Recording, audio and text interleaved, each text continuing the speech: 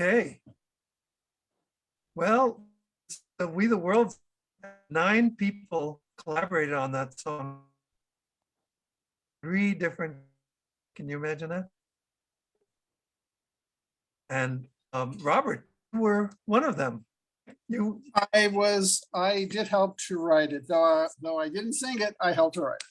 yes, that was Heidi leading lead and backup harmonies. I'm on keyboards, and I produced it with Heidi and a bunch of other folks, and Jane Parr from Italy, and it was an amazing experience.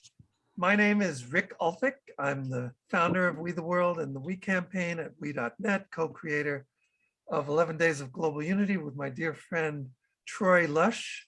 I want to make sure as we're entering 11 Days of Global Unity 2021 that I say his name more and more often, because it was really meeting Troy at the Planet Work conference in 2003 that led us to come up with this idea of 11 Days of Global Unity, which we're going into now. And so exciting to see everybody online now.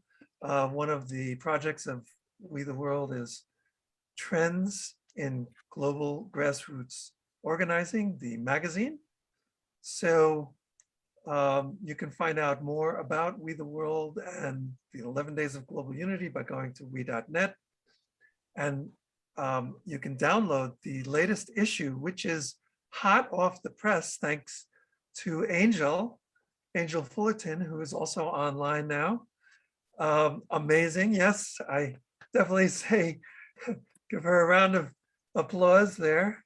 And it's, you can find that by going to trends.we.net, trends.we.net. And so without further ado, let's start this Trends release party with me turning it over to Robert Levine, the editor-in-chief of Trends magazine. Go ahead, go for it, Robert. Thank you, Rick. Thank you everyone for joining with us this evening. The release of a new issue of Trends is always so exciting. It's an amazing magazine because it is truly a product of a lot of people's efforts. And that's because of Angel and the folks that work with her, that we have this amazing product that somehow gets out on time every quarter. So again, I wanted to thank Angel one more time for all the work she does. So thank you, Angel. You are very welcome. So what is making this even more exciting than the other issues of Trends? So this is now the 3rd quarterly issue that we've come up with in 2021. It is, what makes it very exciting is that it coincides with the 11 Days of Global Unity, which starts on September 11th, which began with a partnership between Rick and many organizations and many individuals in the aftermath of 9/11, taking us from the fear and anxiety that was brought about in so many parts of the world by that day, up and that'll take us through to the International Day of Peace, a time of hope and a time of promise. And I know Rick will be talking about that later. So without listening to me for a long period of time, I want to again welcome the authors, the many authors that have come to join us today. And this work is amazing. Our articles are formatted along the 11 themes of We, and I'm sure folks, if you don't know, but that would be, that is unity, and then it's interdependence, the environment, economic justice, health, children and youth, women, human rights, freedom, and disarmament and peace. And we have just an excellent collection of articles. In addition, we've added some other categories: media, culture, and the arts, as well as values, ethics, and spirit. So as part of the celebration, as part of this party, I want to open the floor. I want to invite our authors who are here today to speak briefly about their articles and to convey the aspect of we that comes across in their article. So if we can do this many ways, if it works for folks, I'd like to call you out, and then if you'd like to speak, if you don't want to speak, send me a note and I will not call on you. But so I first want to welcome Kurt Johnson. Kurt has been an essential part of the We community for many years. Both Rick and I have had the good fortune to know him for going on 2 decades for myself, and I'm sure perhaps even longer for Rick. And Kurt's contribution is looking at we and globalization. So Kurt, if you'd like to jump in right now. Yeah, absolutely. And the reason I volunteered first is exactly what you said. We have been a partner, and by that I mean the whole interspiritual community, in particular the UN interspiritual community, been a part of Rick's 11 Days of Unity, clear back before we were all as big as we are now. And it's also interesting when you look at all the other media that we do at Light and Light, you guys are also our big partners. I mean, between Unity Earth and we.net and the Committee for Yoga Day at the United Nations, so much of our pages are full of the road to 2020, the Convergence, Yoga Day, the 11 Days of Unity. Rick's been on our programs on Voice America, along with Ben and I and so many others, where every year, in the 6 years we've been on Voice America, that we've featured those. So real briefly, and then I'm going to actually ask one of my other co-authors to come on, is that we had 2 articles in this, one that we did with Rick, which was about really this mutual role that we all play in educating the world about we and transformative change. So that article that Rick and I co-authored was about the Universal Principles publication that we did again with the evolutionary leaders, because they're such another big partner of everything that we do.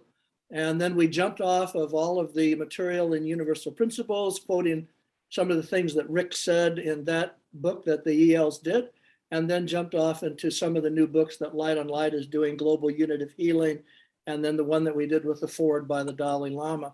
So that was that. And then there was one other, which was done with Denise, the chair of the Yoga Day Committee, and Karuna, who's on the call with us from Light on Kundalini in Boulder.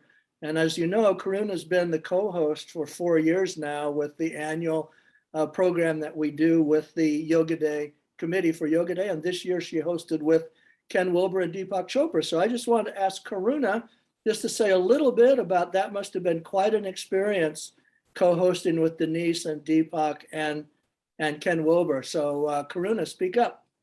Thank you so much, Kurt. It's always nice to be invited in to speak about yoga and being a part of the UN.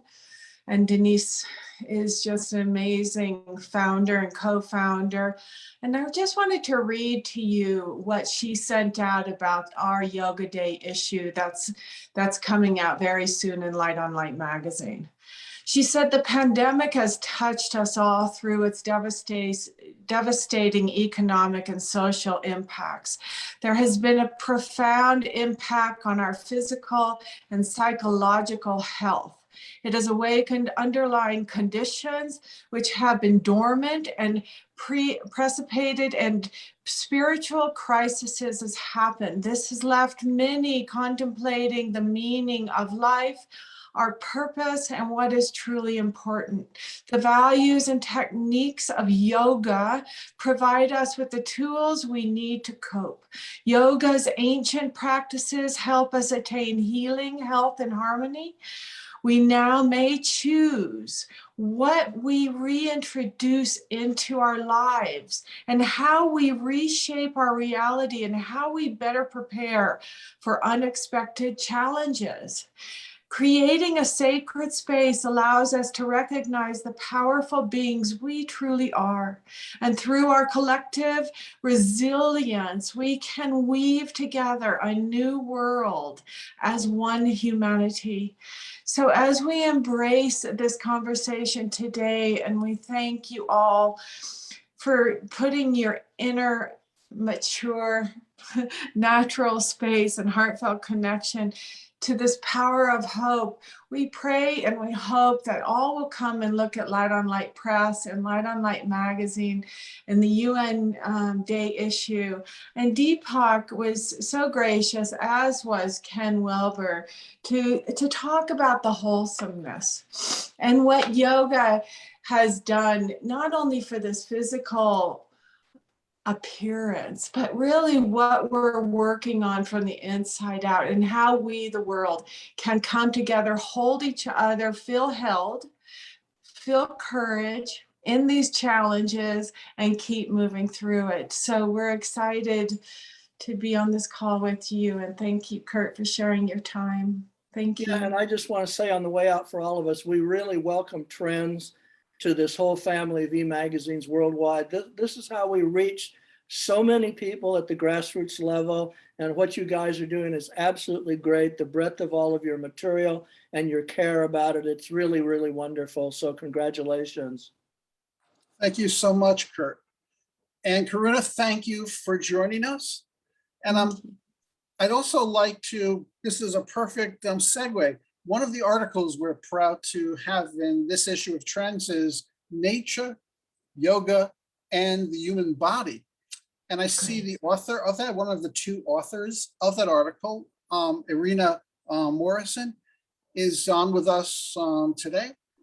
Would you like to say something about your article?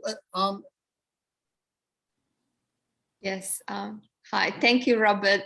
Hello, everyone. My name is Irina Morrison. Hi, Rick. Thank you for having me here. Thank you for having us from World Weavers and giving us space in your magazine and at the launch party.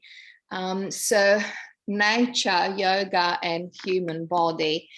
In this article, we reflect on that deep connection between humans and nature.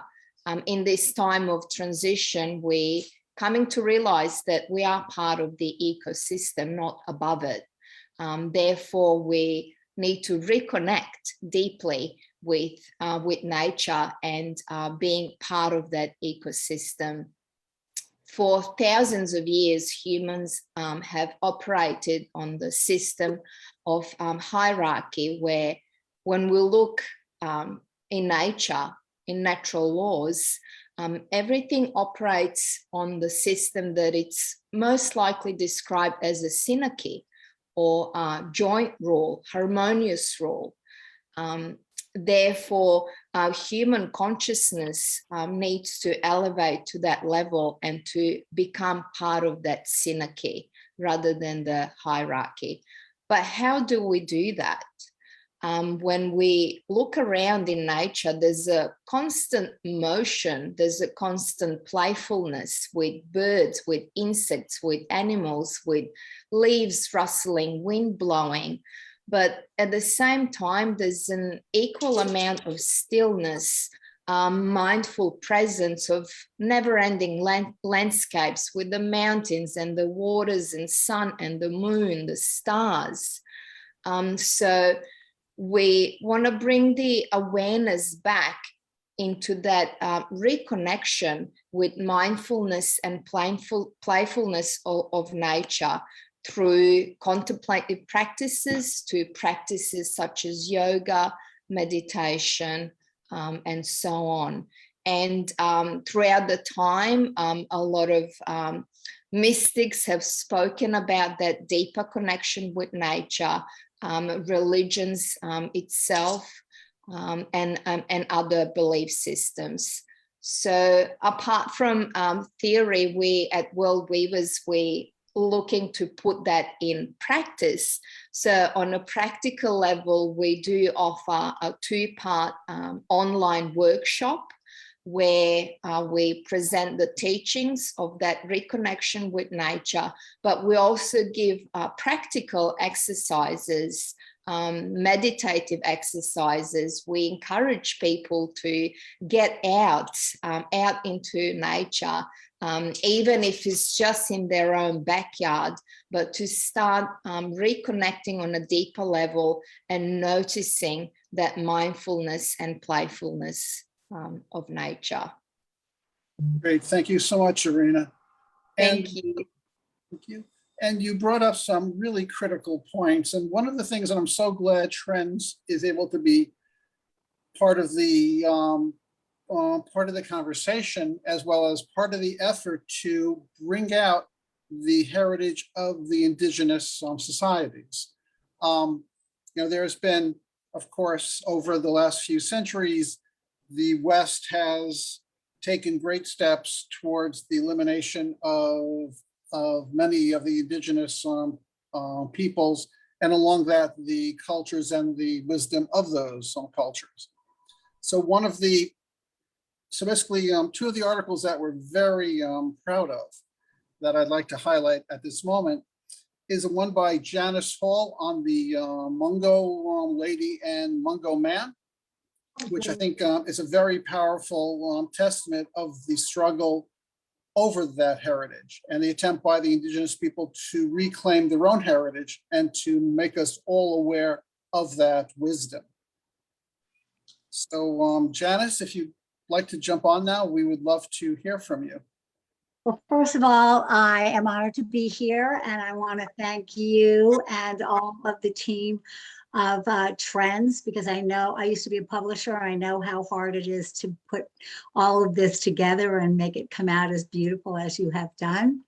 And Irina, you have really opened the doorway for this next conversation, because there is a growing interest in the messages of Indigenous people, and for a good reason. And it's because we're in a bad situation on planet Earth, and people are recognizing that there's a larger conversation, that the ancestral wisdom that Indigenous people are holding can be the key to solving the problems of our future.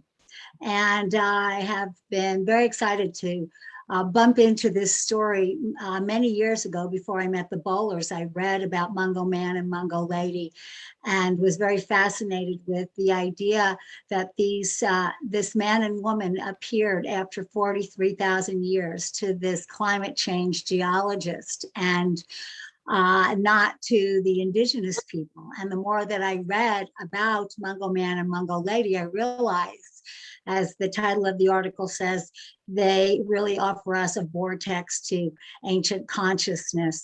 And it's a fascinating story because it's a living, breathing story of these ancestors speaking to us from the past. And it wasn't until after my interest in this story that I met Ben Bowler. So the synchronicity, and I knew Ben for probably 6 months or so before I made the connection that it was his father, Jim Bowler, who found Mungo Man and Mungo Lady, or as one of the Indigenous elders has so profoundly said, Jim Bowler did not find Mungo Man and Mungo Lady. Mungo Man and Mungo Lady found Jim Bowler, direct from Mary Pappin, Moody Moody Elder, who listens and speaks with her ancestors.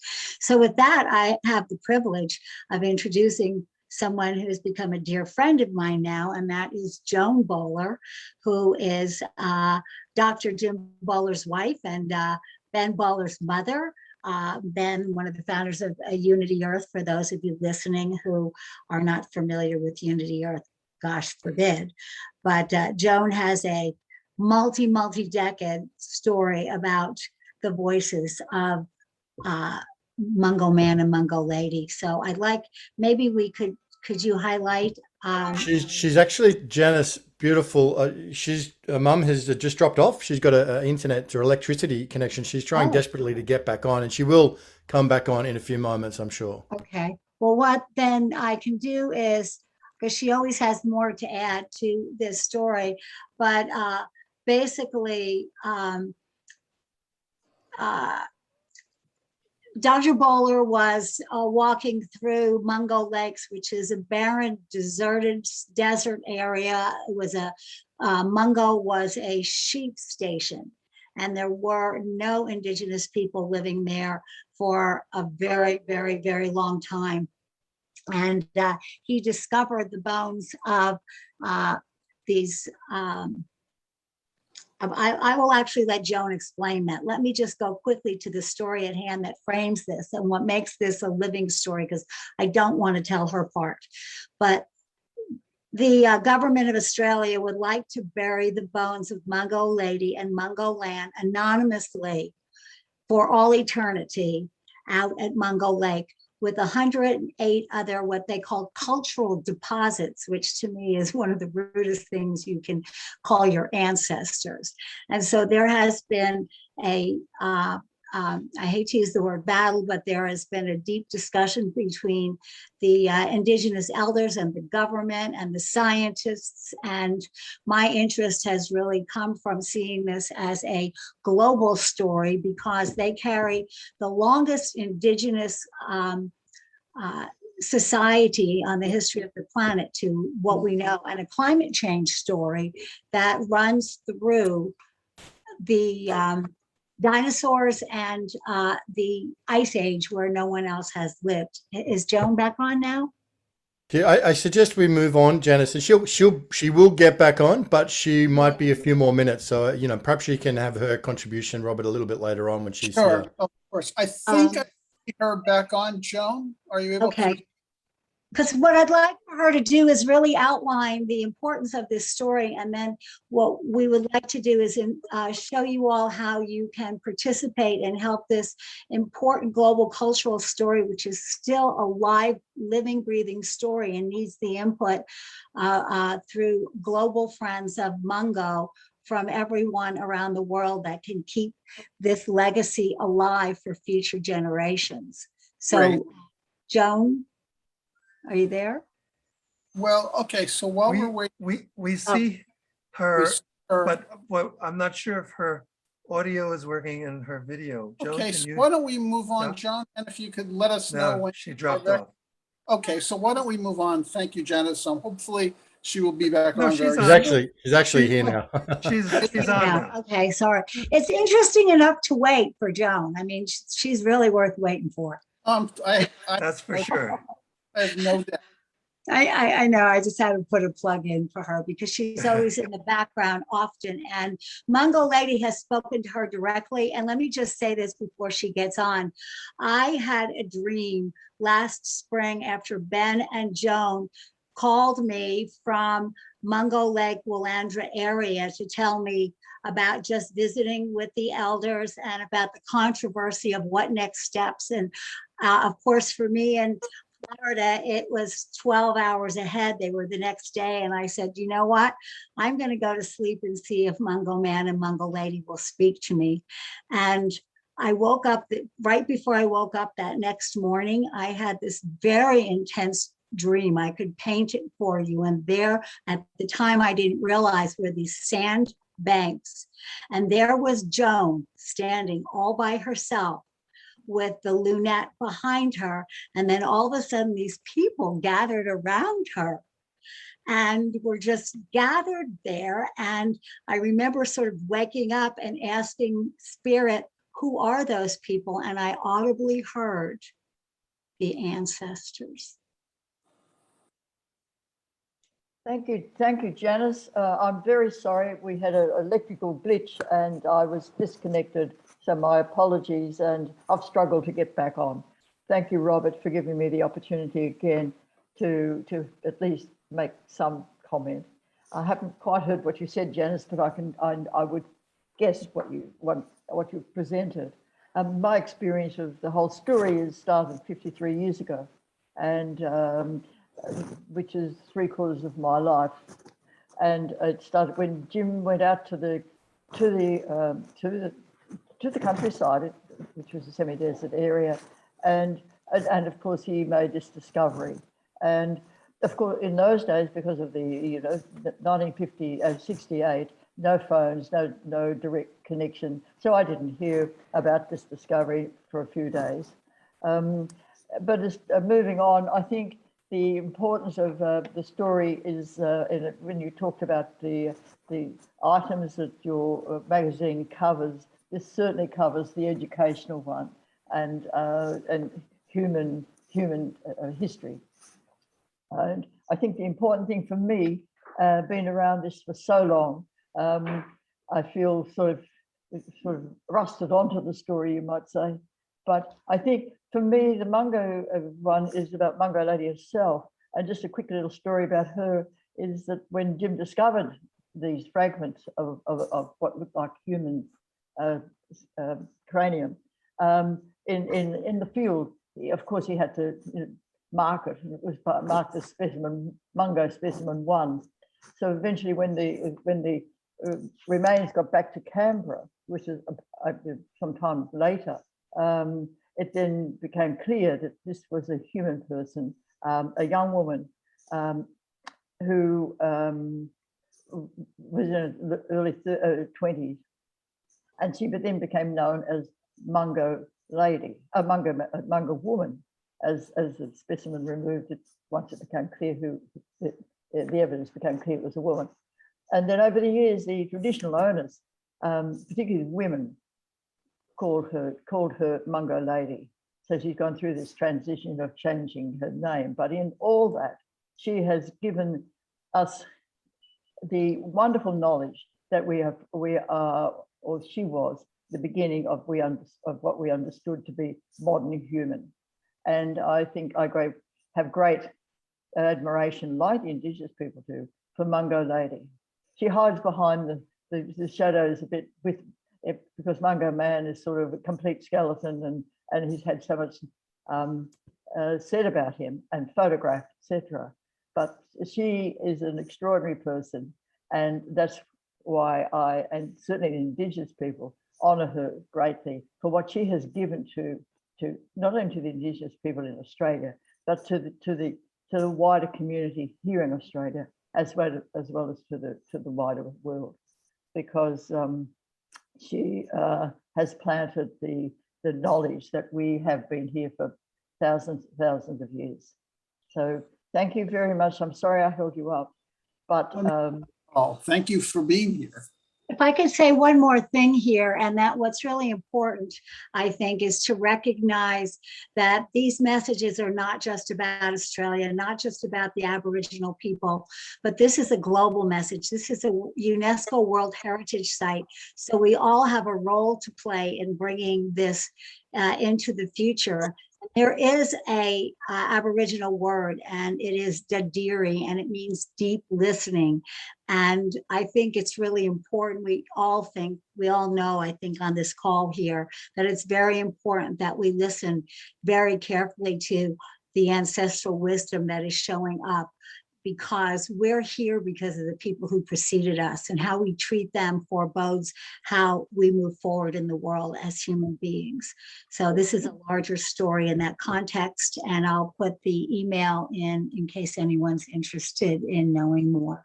Just to finish on top of what you just said, Janice, the remains of Mungo Lady and Mungo Man that emerged from the eroding lake shores dunes provides examples of outstanding universal value, the key components required for the UNESCO World Heritage registration. So they're very important human beings to be recognised worldwide. Thank you, Robert, and thank you, Rick. Thank you, Janice, and thank you, Joan. We really appreciate your being here this evening.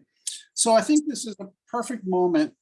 I want to, and it's, by the way, it's morning for them. That's right. It is morning. So I wanted to just thank you to all, make sure everybody knows that, because I think this just helps to demonstrate that we are truly a global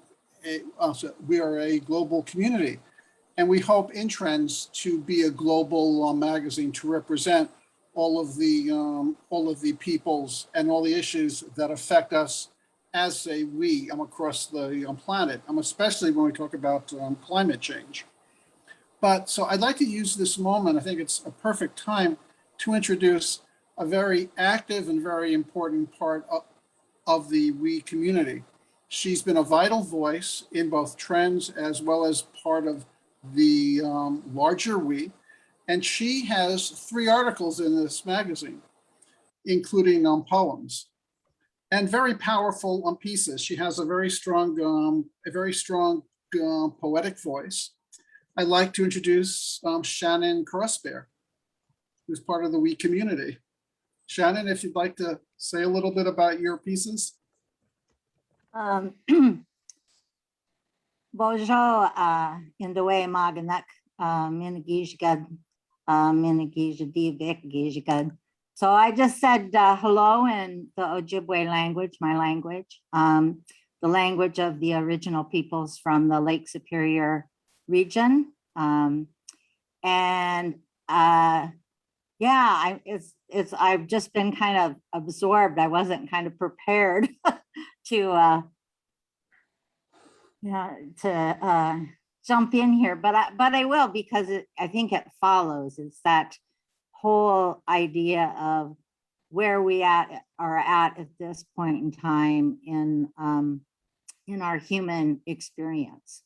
And as you were talking, I was thinking about how blessed I feel to have grown up with the stories and the history that I was able to grow up with, and the stories that go back generation upon generation upon generation, and about our human experience and about our connection to the stars and being made of stardust. And all of those were in the stories. And I was thinking about it today because I listened to a story.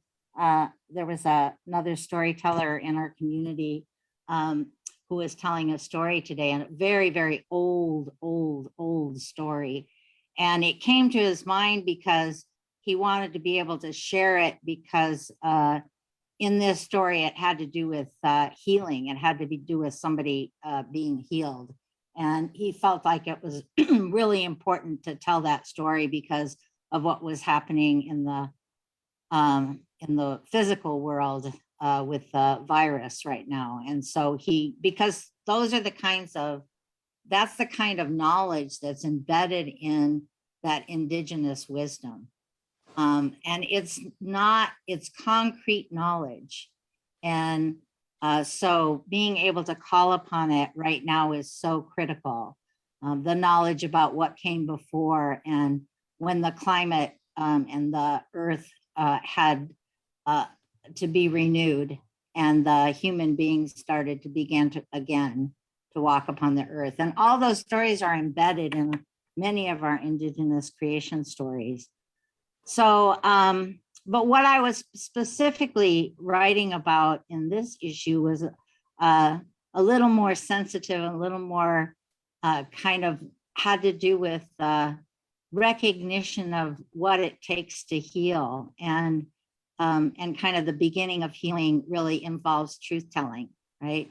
And we have to tell the truth, and not in the way of shame and blame, but in the way of being able to acknowledge so that we can move together, forward together, and tap into that ancestral knowledge that can be so helpful. And I'm also blessed because I work in a lot of tribal communities throughout the United States and some tribal communities in Canada. And what is really so important to be heard and to be part of the conversation around what we do now, because especially based on the resilience and the strength. And for so long, what we have seen is that from an outside view is that we've seen our culture be considered a risk factor for the outcomes for the people, right?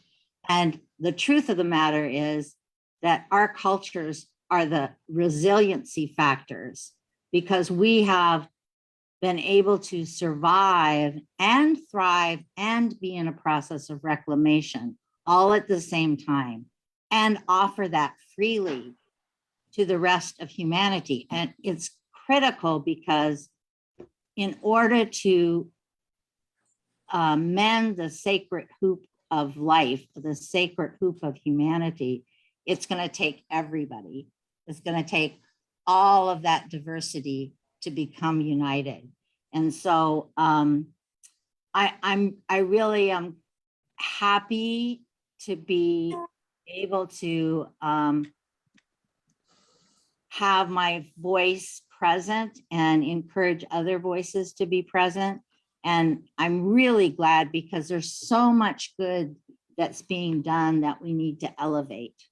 And that's what the 11 days are all about too, is that we're going to be elevating, you know, not just what are these themes that will bring us to unity, but how do we elevate all the good work that's being done so that we can begin to work in an interdependent way and get to we. So anyway, that's kind of me in a nutshell. And it's getting, I put this picture because this is where I live.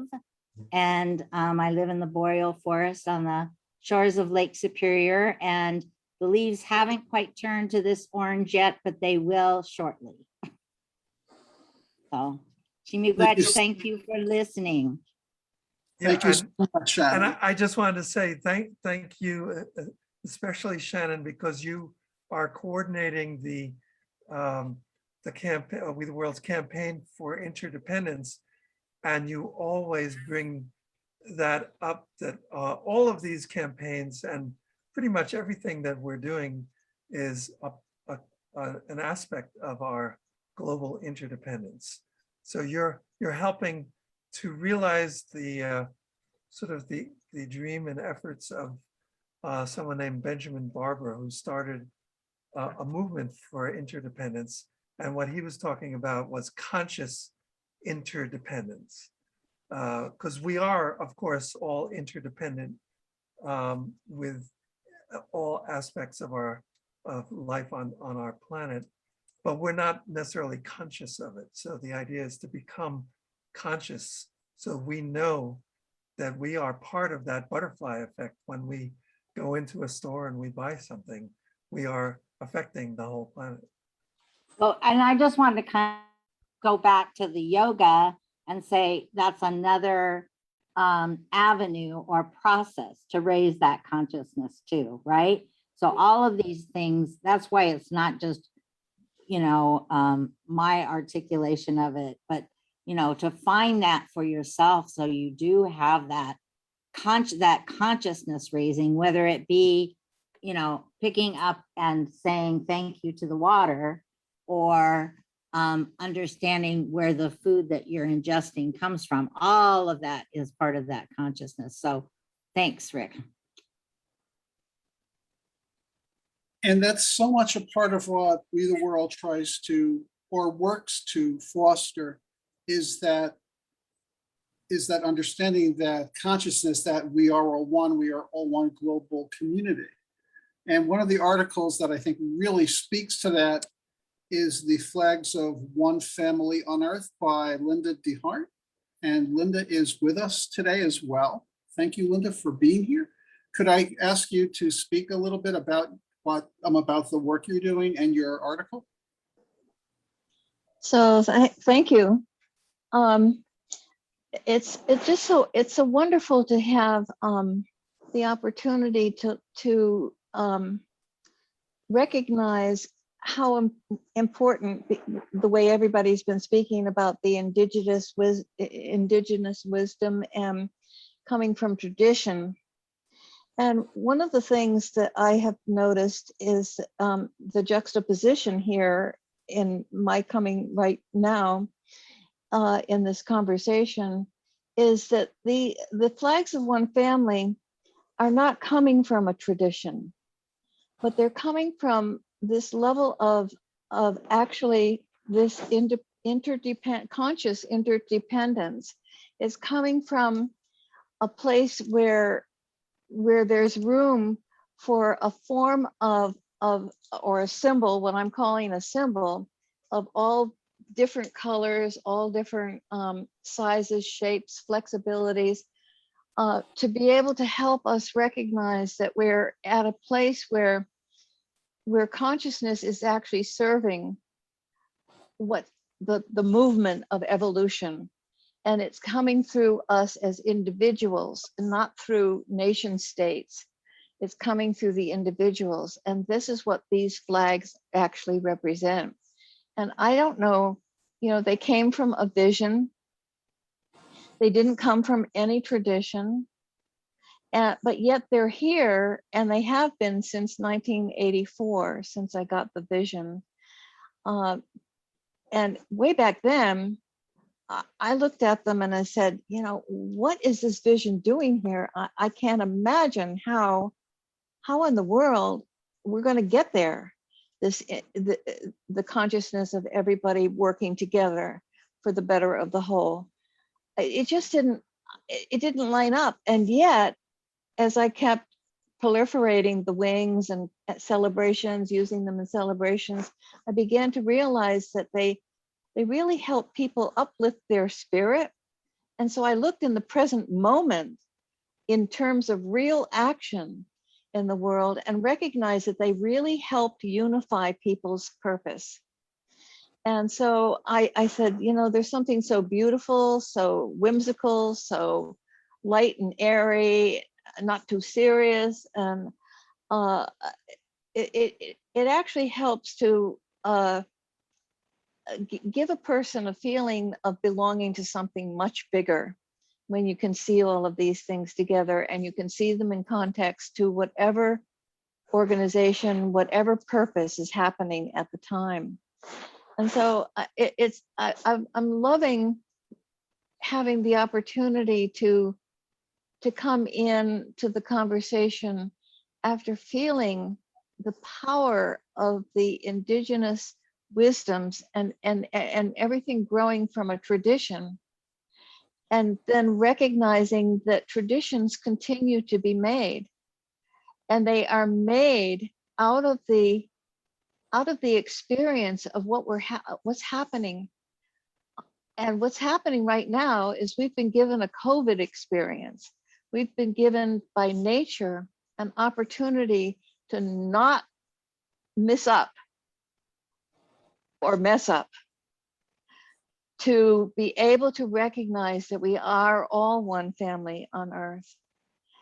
And these flags can be universally used in the sense of helping us remember that as we move forth from this time. So when I just said way back when the vision came to me, I couldn't understand how this could possibly ever happen. I can understand it now, because there are people that are becoming conscious and we recognize our interdependence. So anyway, so yay for this. And thank you, Rick, for giving me a platform to be able to help share this. There are ways that they can be used both personally. They're all sizes. I even have little ones, and I have 6-foot ones, and I have 8-foot ones. So the diversity of them in their physical state is very broad.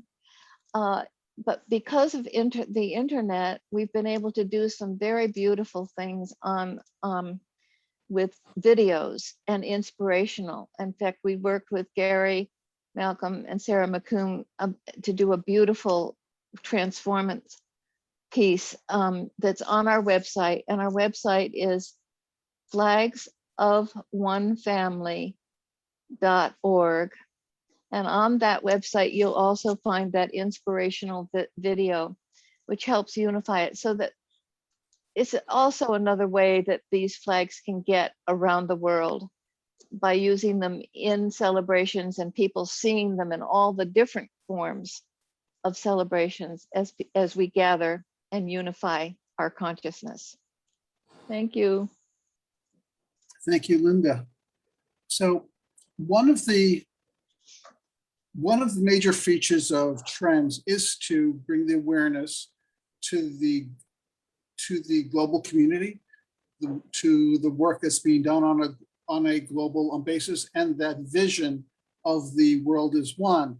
One of our other goals is to share what's going on in local communities. And in the articles in this current issue, we have the great honor to report on the Poor People's Movement and work that's being done in a homeless city, in a tent city in St. Louis. One of our community, one of the WE community, Jana, is part of that. She's active both in WE and within the Poor People's Movement. Jana, if I could ask you to share a little bit about the work you're doing within that community.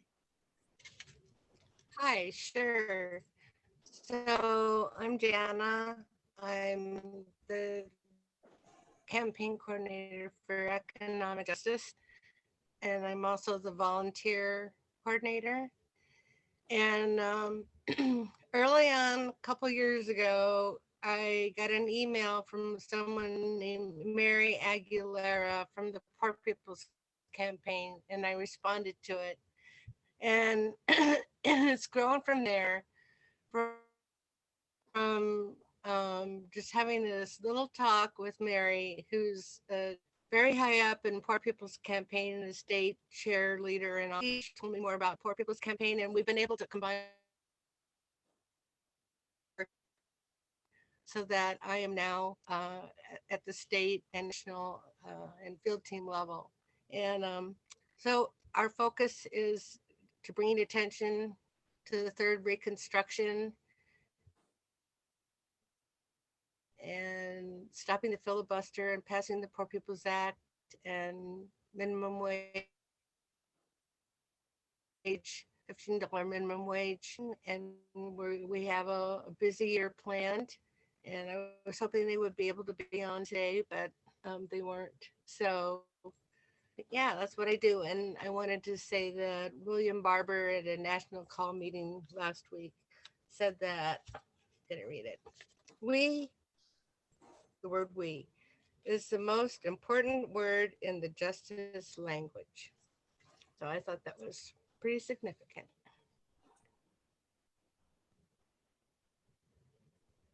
And thanks to Jana, we also have an article in this issue from Sage Frederick Lewis, who is an activist in St. Louis.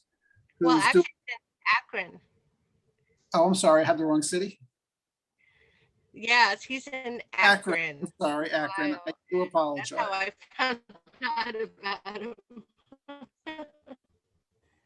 Since I'm in Ohio. You see, that's the problem with us in New York. Once you go past New Jersey, we just lose sight of everything else that is going on in the country. So thank you for that. Ohio is the great Western Front. So, and I did read the article. I promise you, I've read the article. But no, it's an amazing article. She speaks about the success of a tent city in Akron, and I believe she also ran for public office in Akron. Well, actually, she's a he, and Sage, and my apologies again. Yeah, no, he's just been he sees the homeless people as people. Wow, surprising concept. But they're all people, and Yeah, so you're breaking up a little bit, Jenna. I don't know, maybe turn off your video just to improve your bandwidth or something like that. Yeah, I think her signal was dropping. Okay. And San Francisco and all those areas. So he just suggests the very simple concept of treating homeless people as members of the human race, as people. And it's amazing how hard of a time it is for so many people to recognize that. Great. Thank you so much for sharing that. You're welcome. So I guess all of you are probably familiar with trends, and of course you are familiar with we. And in each issue, we do like to highlight special events during the period which the magazine covers. And of course, one of the special events that is being covered in the current issue is the International Day of Peace. And I want to thank Ben Bowler, who is coming to us from Australia, wrote a piece on the International Day of Peace. Ben, if you could speak to that a little as well. Yeah, great. Thank you, Robert. Great to be here with you. Congratulations to you and Rick and Angel on this publication. I've had a look at it. It's super impressive, 72 pages, and the breadth of content is amazing. And we're getting a bit of a taste for that today at this launch party. Really, diverse and rich content that's in there. And of course, we're on the eve of the 11 Days of Global Unity, which is anchored between two historical events, September the 11th and the World Trade Center attack and the International Day of Peace. So this time last year, we were on the Caravan of Unity coming across America on our way to Peace Weekend. And that was, the idea of Peace Weekend, talking to Avon Madison, who was so instrumental in the original resolution of at the UN that created the International Day of Peace, was a concept that had been used for many years in the 80s. And it was really the weekend before or around the International Day of Peace, which would be celebrated widely all over the world by civil society and communities. I was also aware of the work of Jeremy Gilley, the founder of Peace One Day, who was critical in getting the resolution anchored in 2001 to be on September the 21st. So we tried last year to bring the two of them together, and it didn't quite work out. Obviously, it wasn't the right time. But this year, through our partners at Saturday Night Alive, we're dedicating an entire episode to the history and the meaning and the significance of the International Day of Peace. And it just turns out that this year in 2021 is the 40th anniversary of the original resolution and the 20th anniversary of the updated resolution, which forever fixed the date. And delighted to share that we've got both Avon Madison and Jeremy Gilley on that incredible historic program coming together. Pretty much an untold story. The original resolution in 1981, and now you look at the significance of the International Day of Peace right around the world. The 11 Days of Global Unity is a good example of how the International Day of Peace has become an anchor, like a foothold in a way around, a world that's orientated around peace and unity and this co-creative consciousness that we've been talking about, on the show today. So very, very excited to be bringing Avon and Jeremy together to talk about their work and as way showers and peace builders. But also we've got Jonathan Granoff is on the show. I know he's one of your authors in the magazine as well, and he's talking about human security, practical, global, geopolitical strategies for world peace. We've got incredible, extraordinary Grammy Award-winning musicians, Opium Moon, that are doing a live broadcast in LA during the show. I mean, it's really quite amazing what's come together in a very, very powerful way. So was delighted to contribute the article. Avon's organization is called Pathways to Peace. Many people will be familiar. They were pretty much essential in the early observation in civil society of the International Day of Peace right back in the 80s. Some of us might have seen those images from Grace Cathedral from the first celebration of the International Day of Peace. And I note, Rick, we're getting ready for the 18th observance of the 11 Days of Global Unity. So, all of these things are building a rich legacy, and the more we celebrate it, the more we focus on it, the more we highlight it, the more gravity they can exert. So, Pathways to Peace and Peace One Day we've brought together, and the article is called Pathways to Peace One Day. And so that is really foreshadowing what we're doing together on Saturday Night Alive on September 18th, just next week. Which obviously falls right there in the scope of the 11 Days of Global Unity. And super excited that Avon's going to be live with us, telling her story with many incredible musicians, Reverend Deborah Moldo, Ambassador Musi Hailu. I mean, it's a huge list of people that are going to be on there, and incredible musicians, Eric Rabaska, Pir Shabda Khan. It's a huge celebration of Peace Weekend and the International Day of Peace. Once again, Robert, Angel, and Rick, congratulations on a very substantial publication. And Trends is off to an incredible beginning. And thank you for having us all today. And it's been amazing to hear my mum and Janice talk about the Mungo story. Maybe just in closing, I would say just sometimes it's easy to skip over it, but fully modern spiritual ceremonies 43,000 years ago. It's a little bit hard to get your head around, but just wanting to, drop that in this space. And there's so much that's orientated around that. Thank you, Robert. Thank you, Ben. Really appreciate your being here. That's great. And I also want to make that connection because the two of us, Ben and myself, are on the collaborators on the Saturday Night Alive shows. So the one you were talking about, Ben, where you're featuring Jeremy Gilley and Avon Madison, that's on the 18th of September. And on the 11th of September, we have Saturday Night Alive. And since it's happening on the first day of 11 days, it's actually being focused on the whole 11 days of global unity. And also Avon Madison, who you were talking about, there's going to be a tremendous tribute to Avon Madison on Saturday, September 11th, earlier in the day before Saturday Night Alive happens. And I think, if I'm not mistaken, you're sending a tribute in, right, on video? I have made a tribute. That's correct. Yeah. Yeah, I was at the dress rehearsal today, and I think they mentioned that. But Avon Madison is really like a pioneer. She just got the ball rolling 40 years ago, as you were saying, which is just incredible. And it's so wonderful. She's going to be on the show with you and Jeremy Gilley. But go ahead, Ben. Yes, super resonant, all of that. Great. Thanks for sharing that, Rick, about September the 11th and the Saturday Night Live and the earlier honoring of Avon and the whole intention to honor peacemakers and way showers. And I really want to shout out to someone who's been a bit of a mentor for me in this journey, which is Dr. Kurt Johnson, who's here with us. And I'm mindful that it was Kurt that first introduced us, Rick, and it was also Kurt that first introduced me to Avon as well.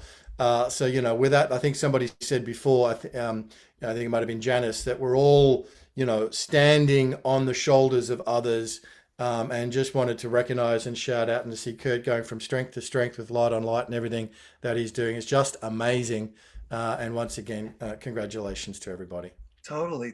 And, Kurt, I don't know if you want to say anything, but Kurt is also going to be on Saturday Night Alive on September 11th on the show. So that's going to be another amazing show. And other people who are on that include Rabbi Michael Lerner, who many people know him from Tikkun magazine. Tikkun is a Hebrew word which means to heal and repair and transform the world.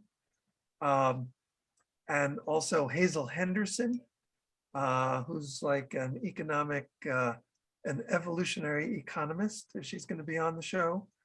And also our dear friend Sharon Ria with No Judgment, Just Love.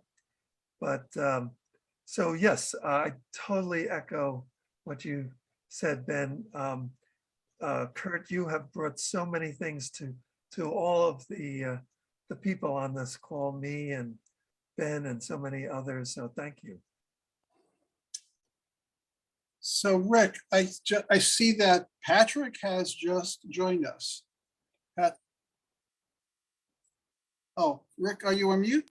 Yes, I am, but that's great. I don't see him on the screen, but he's here. Yeah, Patrick. Here.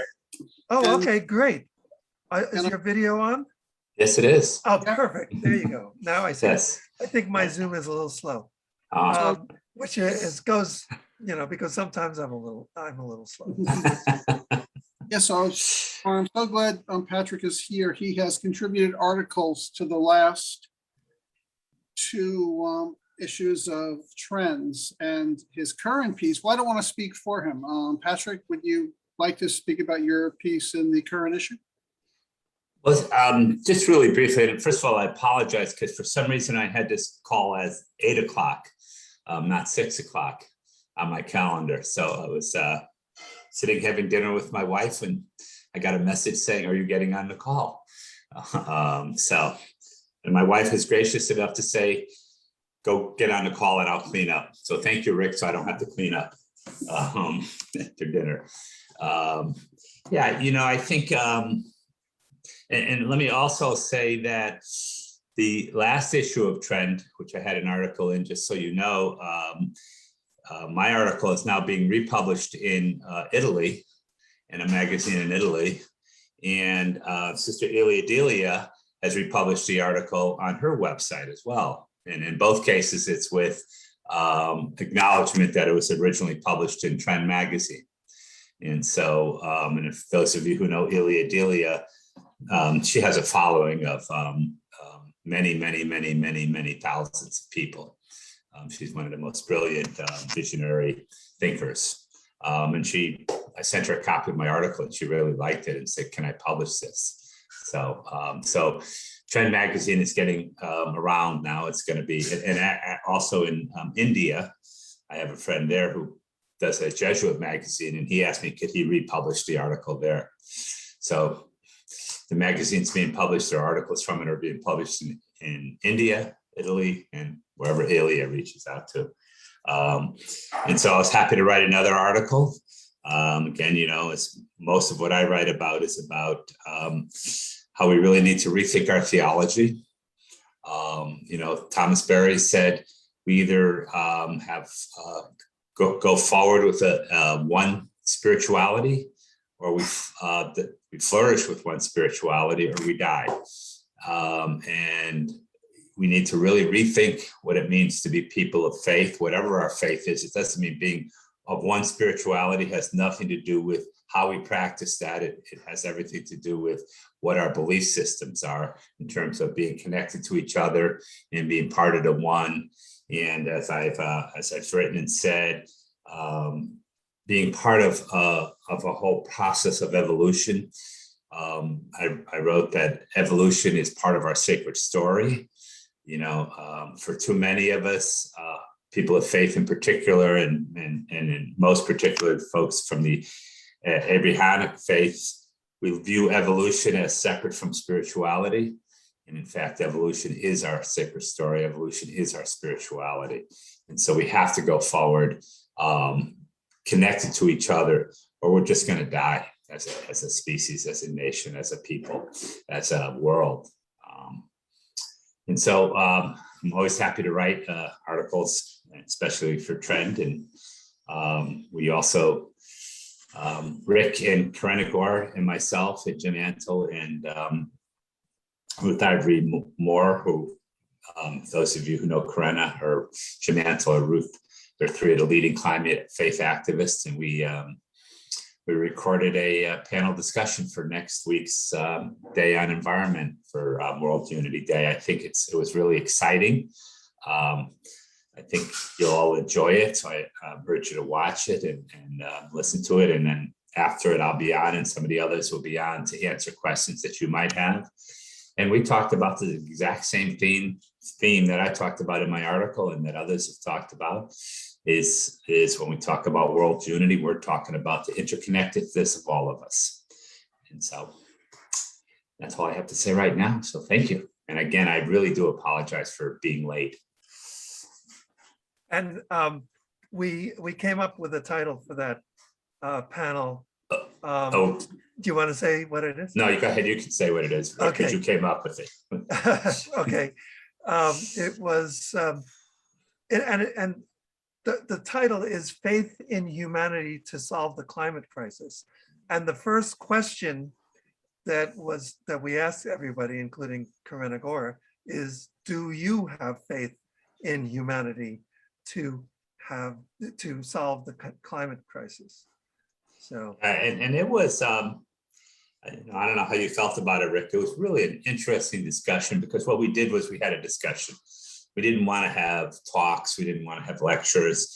We wanted to have a discussion between the four of us. And it was just a fascinating discussion. And again, these are all people that I've worked for a long time with. Since I started out, when I introduced them, most of them I've been in jail with at various times. So it's just a fascinating discussion, and three people that I just have so much respect for the work that they've done over the years, and just as people being with them. So come back next week and listen to that panel discussion, because I thought it was great. That's great. Yeah. And being Franciscan, I have to say that in the most humblest of Franciscan ways. And that's going to be on I think it's 4. What is it? 4 p.m. on September 13th, which is our day for environment. So who do we have left? Oh, is there anyone else, Robert, who hasn't spoken? Well, we do have some guests, so I'd like to open the floor to anyone else who's there. I think as far as our authors, the ones that have joined us today have all graciously spoken. So we have some of our community. So if anyone would like to share or like to open the floor. But also before I do, I just hope everyone has a chance to look at some of the other articles and trends. We're very proud. Well, we're proud of all the articles. They're really amazing. And thank you all for your contributions. But you know, even before we get to anyone else, you know who we haven't heard from? The person without whom trends could not happen. And I could say the same thing about We the World. You know who I'm talking about. Of course. Angel. Yeah. We are very happy to and lucky to have an Angel on our team. Angel, why don't you say a few words? Because you've been sitting here all this time, and you know, it couldn't happen if you were not part of it. Well, thank you, Rick and Roberts, and everyone here that's contributed to Trends to make that really is what makes it possible. I can't write it all by myself. So yeah, I really appreciate that. And there's very inspirational and informational articles that have come through from all of our contributors. And I get so excited when I'm putting them together that I get to read them. I'm one of the first to get to see those and put those together in the Trends magazine. But I do have an announcement to make today. And I think if Carmen is still here, she can talk for a minute. She is a new volunteer that is going to take over production. So as much as I enjoy putting this together, someone else is going to take the lead on that part so I can focus on other things happening in We the World. So Carmen, if you are here, if you'd just like to introduce yourself really quick. I don't see her on my screen, but I don't know. Yeah, I think she had to go. Oh, she had to go. Okay, that's okay. Yeah, she's fortunate. So tell all about her. So Jana, do you know, or you, Angel, do you know anything about her? Well, of course, as volunteer manager, I know about her. And as you know, when all of our volunteers come in, they get a private orientation session. And what they put on their volunteer match application and then on their data forms, and then what we talk about in our orientations can be very different. And that is the typical person who comes in. They're interested in all the themes, and they like the message of We the World. So we spend some time talking and getting to know them. And at first we were thinking of her to be a virtual assistant, but then with her skills and everything, Angel and Callum and I looked at her forms and thought, you know what? I wonder if she would like to do trends, to help with trends. And we presented the idea to her, and she was ecstatic and pleased and happy. And so I think it's going to be a super help, and it's going to take a lot of headache off of weight, I should say. Positive weight, but still weight on the shoulders, and so that we can all do what we do and we're bringing in lots of fantastic volunteers, just like Carmen. So it's exciting. All right. And I just want to let people know about, Angel is not just doing the layout for the magazine and the production in general, and all that, but Angel really does so many different things for We the World. Her title doesn't say it all, but she's the Chief Operating Officer for We the World. And, she brought this base camp to become our what we use to communicate. And if you take a look at that, there's just like 20, 30 different conversations going on at any one time on all these different things. And Angel has made it all happen. So thank you. I basically say, I am not worthy, I am not worthy, I am not worthy, 3 times. I'm not worthy, I am not worthy, I am not worthy. You're very worthy. You are a great mentor. You're the best mentor I've ever had. So getting to follow you around, even though you're a little bit crazy, is totally okay with me. We have some good times. Thank you, thank you. So what's up next, Robert? Well, Rick, I think we've fortunately heard from all of our dear authors who have joined us this evening. Unfortunately, not everyone could be here today, but there are just articles. I hope everyone gets a chance to share this magazine, gets a chance to read everything that's in it. We're very fortunate this issue. We have a wonderful piece about a young activist, and she's in Pakistan, 13 years old, which makes us all believe that indeed there is hope for the future. I just want to share a quick story. I've been going to marches since I've been a teenager, as I'm sure most of the people here. And I heard a few years ago, I was at the climate change rally, and someone was telling someone who was 19, 20 that they were, they're just going to do this for a few more years, then they're going to have to get busy with their lives. And I couldn't help but say something, which is usually the case with me. And I went to them and said, don't listen. It's so important that we all be active as long as there is breath in our body, there's a beat in our heart.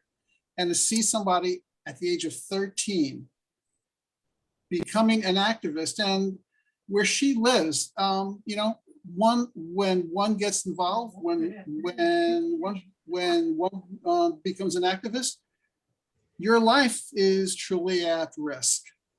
And yet that doesn't stop her from stepping up. So I'm glad we could feature her. There's also a very powerful piece about Afghanistan, of the power of music. So I hope you all get a chance to read those as well.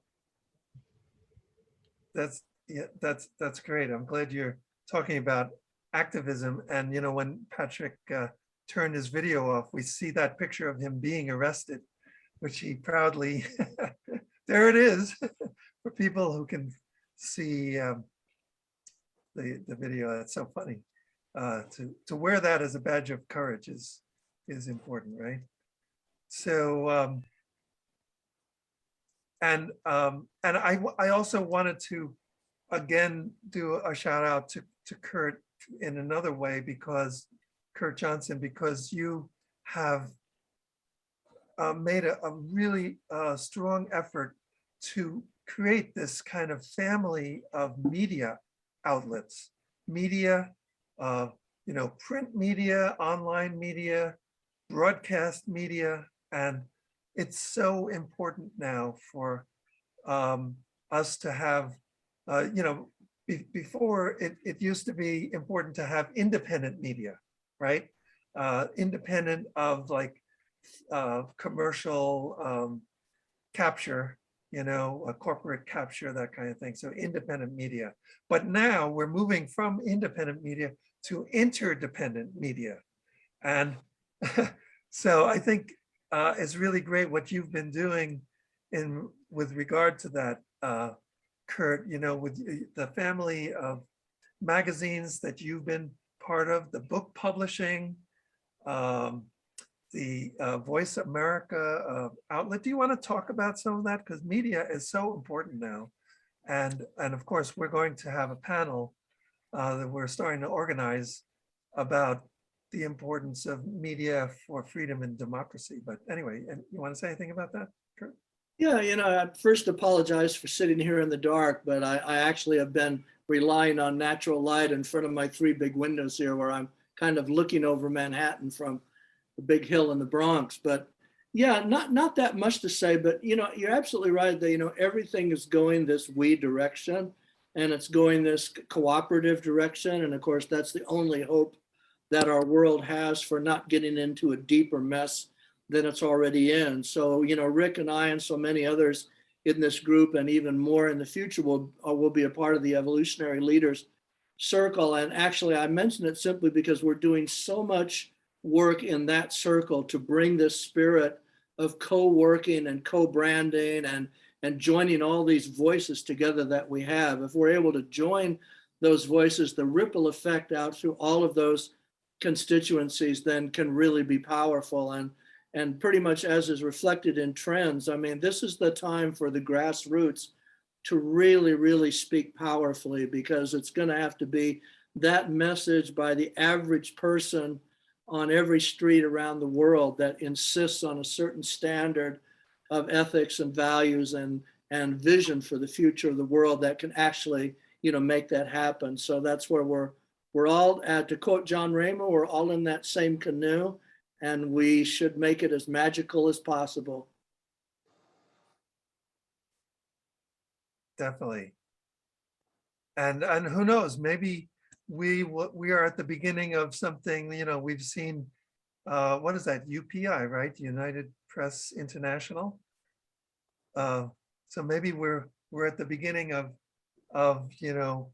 getting a coalition of media outlets together that will begin to be like the nucleus of a crystal that forms for conscious media around the planet. Amen. Yeah. Anyone else want to say anything before we finish up? I saw a couple of hands raised, Shannon and Bonnie, but they're not raised now. So I don't know if they still have something they'd like to say. We haven't heard from Bonnie. Yeah.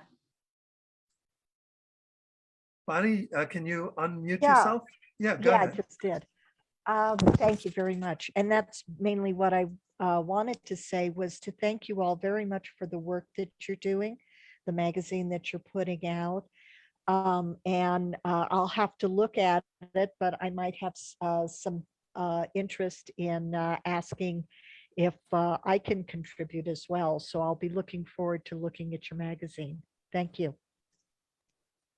That's Great, wonderful. Bonnie. I look forward to receiving, we look forward to receiving your contributions, and feel free to contact me and we could discuss that. And I wanted to point out something about Trends. The Trends magazine is a quarterly, as you know, and in between the issues that happen every 3 months, it is possible to submit articles for our news. I guess it's like a news blog, or it's a news bulletin board. So, and that is also a possibility for articles that come out in the actual magazine. But we can post these updates and things. We call them trend reports. So that's happening between the issues, and you can submit a trend report at trends.we.net. And Actually, as an outsider, that's what I clearly wanted to get an image of, that right now the focus is still a little bit off focus. And that is Trends magazine totally and only a publication of the world, or is it separate and the organization is utilizing Trends as part of its organization, but it is separate? at this point, it's a project of We the World, but you know, who knows what can happen in the future. At this point, it's a project, but it's a kind of open project. In other words, you know, we're very open. I mean, do you want to talk about that at all, Robert and or Angel? Well, very much Trends is a collaborative effort. It's a vision. It's a vision that's come out of the work we're all doing and the vision of the work we has been doing. And this, and it is constantly evolving. And the more people we have involved, the more we can contribute to that evolution. So I welcome your contribution. I welcome you to be part of the dialogue and be part of this work that is Trends. And we'll see where it goes. We are all on a journey without knowing where we are going. And I'm glad you could be part of that journey. Well, that's Yeah. beautiful. Thank you. Definitely. Anyone else want to say anything? Oh, Shannon, right? You had raised your hand. Yeah, I kind of wanted to circle around for just a moment to Robert. You talked about the young 13-year-old that was from Pakistan that contributed an article, right? And were you talking about Raheem? Yes. Okay, so the reason I'm asking and the reason I just wanted to call attention to the fact that Raheem has been working with We the World and with the with the campaign for children and youth. And she hasn't just kept with that. She's, of course, because she understands interdependence and she understands all that she's kind of showed up in all of the different campaigns at some point in time. But she's definitely going to be, there's going to be involved in a panel on the Children and Youth Day, which is on the 16th. And so I would encourage you to listen to her as a young person who is really an activist and really not only helping to inform those that are older than her, but also she's able to engage other young people in the process. And so I would encourage people to listen to what this young woman has to say and as we move forward. And I think we also, and just a shout out, because I think Brianna also has an article in Trends or a contribution of some sort. She does a lot of spoken word, and I have to shout it out because she's my granddaughter and she's fantastic. Okay. So with that, I'm just glad, you know, the more that we can get Trends out. I really appreciated Kurt, what you were saying about it has to be at that grassroots. Or Patrick, you were saying that, you know, we have to be telling the story to new people. Not the same, I mean, not the ones that have already heard this story, but, you know, I often think about like my sense of place. Everybody else is in a different place, but my sense of place is here in the middle of the woods in a very pretty isolated community. And definitely a community that is not mainstreamed in the same way that many of you belong to a community that's more mainstreamed. And I always say, we know that we're doing a good job when my neighbors and my relatives know what's happening. That's when the reach to me is true, right? So anyway, I'm here, I'm a part of the conversation. I'm so glad to be here with you at this moment in time. Thank you, Shannon. And I just wanted to also give that or echo that shout out to Raheen. Raheen is a unique young person in the sense that she's 13 and she's lives in Pakistan, and she does stand-up comedy to make a safe space for the adults to talk about hot button issues. That's the level that she's at. I mean, she's just amazing. And she does like many interviews with people all the time. And she does theater sometimes to accomplish that same idea of there's some kind of conflict or differing political views, and she'll create a theater piece to get people together to talk about it. So she's really amazing going forward. And our dear friend Adrian is also like that. He's also 13, and and he does a podcast, and he does a million interviews and videos and all that stuff. So it's really great to extend our family to include the young people who are making such a difference in their own ways. Janice. Yes. You're muted, Janice. Go ahead. Joan had her hand up first. Oh, I'm sorry. Just on but Rick mentioning the youth and how exciting that is just so wonderful. And just to put it back in terms of time, Mungo Lady and Mungo Man were 42,000 years ago, and here we are talking about 13-year-old people doing their best to save the planet. And the other point about both these extraordinary relics, they are, Mungo Lady and Mungo Man are modern, just like we are, or we are connected to them through their being modern. And I just want to make the connection between the 42,000 and the 13-year-olds. So I just think it's extraordinary in terms of time. Thank you. That is an amazing connection, right? Wow. And go ahead, Janice. And you were also working with This is Joan on the also- Mungo Man. Well, this is also an interesting segue, because what came up for me, Joan, is the fact that we're talking about youth and teenagers, and that Mungo Lady was really only 17 or 18 years old. And here she has made a 43,000 year impact on society. So you're never too young to be old enough to do something.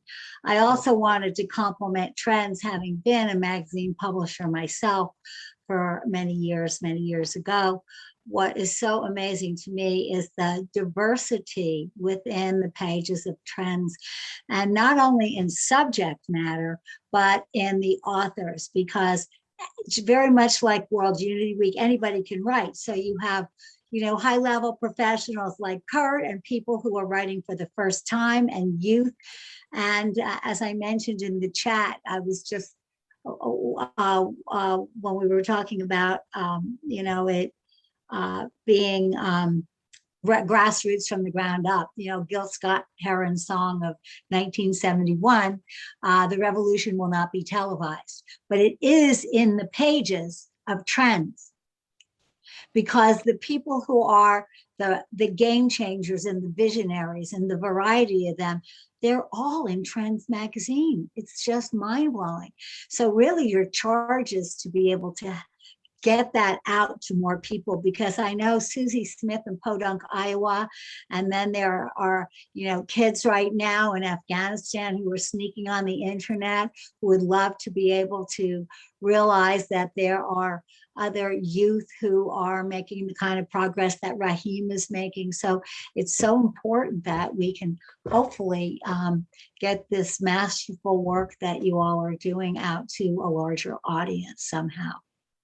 Thank you. And you made me think of something, Robert. Our friend Mark Levine was you mentioned Afghanistan. Our friend Mark Levine was helping to get 20 girls evacuated from Afghanistan just over the last 2 or 3 weeks, and he was able to write that up, right, Robert, in an article. Right. He spoke about a program that a friend of his was involved with, bringing music and empowering youth in Afghanistan. And it's really just a very powerful article. I recommend it to anyone. It really is very touching and it is very inspiring. But you're also, we're all very concerned about their fate under the Taliban. And that's something that Mark really brings across in the article.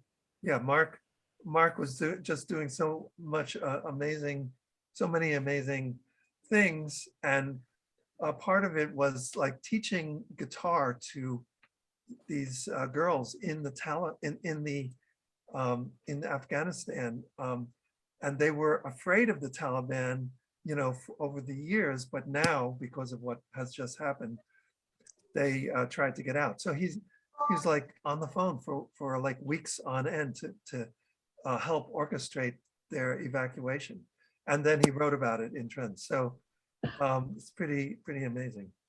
Excuse me, Rick, I have to step away for 1 minute. I'll be right back. Yeah. So Excuse me.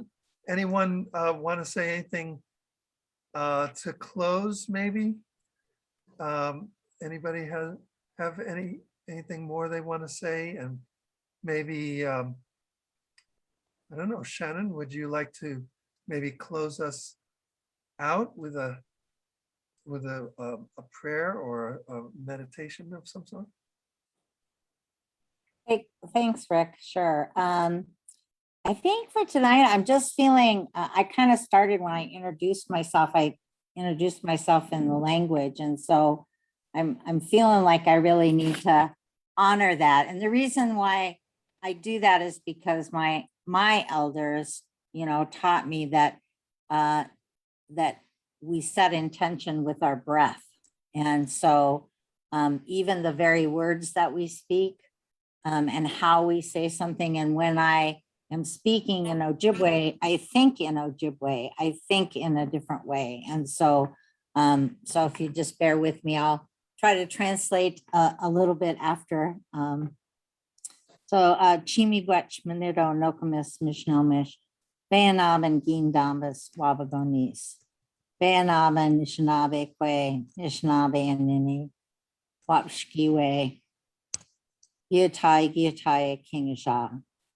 So I'm just asking and I'm saying, to look down upon us, for our ancestors to look down upon us. We say grandmothers and grandfathers to look down upon us, to help to guide us at this time, to allow us to tap into that generational knowledge that we carry within our breath, within the water that we drink, that, in our very bones, in the earth that we walk upon, all of that, to let us have access to that in a good way, and to be able to be understanding. We often say, what is it that you want to do in your life? And it's learn to be a good relative. And when we talk about being a good relative, we're talking about everybody and everything. So when we see ourselves as the human relatives, but also our non-human relatives, those that we are interdependent and interconnected with. So as we go about, kind of getting this good information out into the world, I ask those ancestors and those aunties and uncles and grandmas and grandfathers and those that came before us to just look down upon all of us and to help us to stay strong, help us to continue to do the work that we were brought on this earth to do, and to learn how to be good relatives. So thank you. All right. Well, thank you. Thank you so much, Shannon. Thank you to everyone. We hope to see you at many of the things that are going on during 11 days and what people are starting to call Peace Month, which has so many different things going on. The big focal point moves from September 11th through the 11 days to the International Day of Peace, but we also have One Earth Peace Forum with Bob Atkinson after that, and the UN Day for the abolition of nuclear weapons on September 26th. There are many different things going on, and there are lots of places to find out about these things. we.net, unity.earth, and the websites. What are some of the sites, your websites, Kurt, where people can find out things? I will put those in. Thank you. All right. Do you want to say anything, Angel and Robert? We had our closing there with Shannon while you were. Yes. Yep.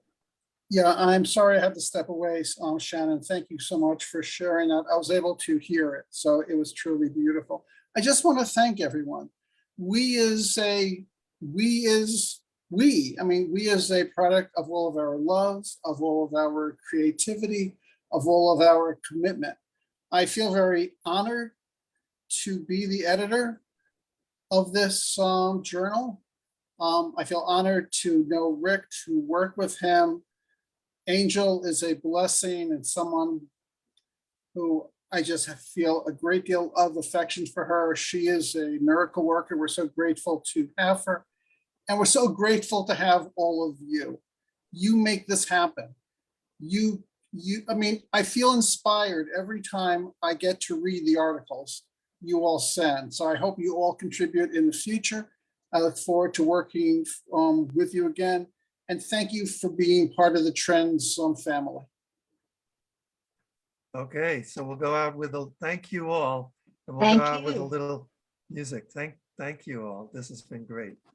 Thank Amazing. you. Thank you. Thank you. Thank you.